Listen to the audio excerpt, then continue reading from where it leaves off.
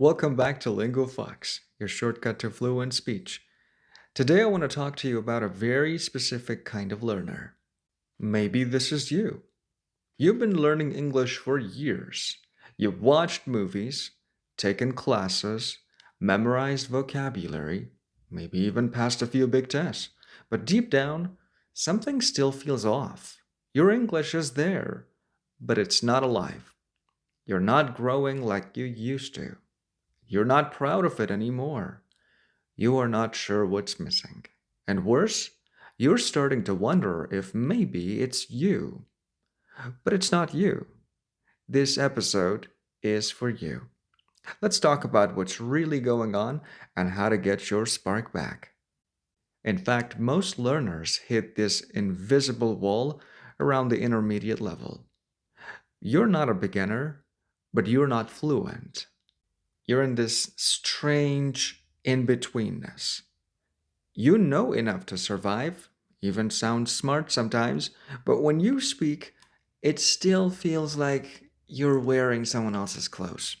Stiff, unnatural, like you're performing instead of being. The truth is, the intermediate level is quietly painful because the wins aren't visible anymore. You go months, sometimes years, without feeling any major change. No one claps for you anymore. And you start to think, why does it still feel like I'm missing something? Let me tell you, that feeling is valid, but it doesn't mean you're failing. It means you've outgrown the way you used to learn. See, in the early stages, you just collect things words, grammar, rules. Easy to measure, easy to feel progress. But now it's not about what you know. It's about how you use it. How fast, how naturally, how well your English fits your emotions, your stories, and your soul. And here's where it hurts. Most systems never teach you this. They teach correctness, not connection. So even after years, you still feel like a visitor in the language, not a resident. Let me ask you something. When you try to speak, do you ever hesitate? Not because you forgot the words, but because you're not sure how to say it in that moment? That's not a grammar issue. That's a communication issue.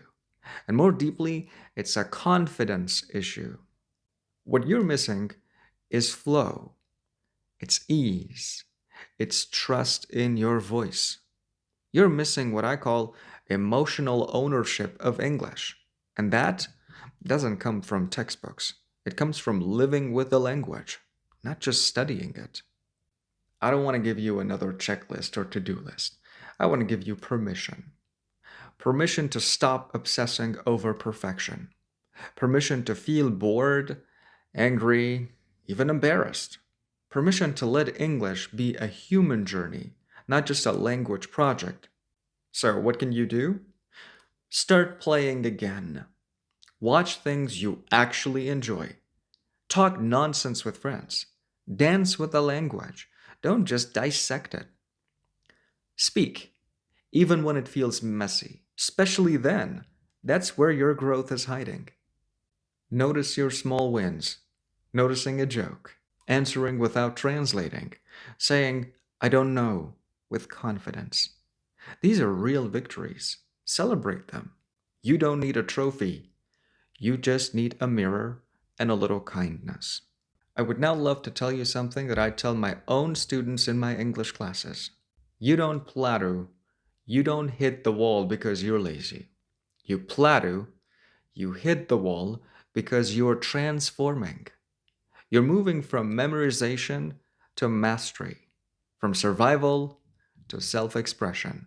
And that takes time, courage, and care. So this week, I want to leave you with one challenge as always. And it's not about doing more, it's about doing differently. Find one way to use English that feels close to your heart. Write a journal entry, record a voice message, sing a song, say something silly, but say it as you, not the perfect student version of you.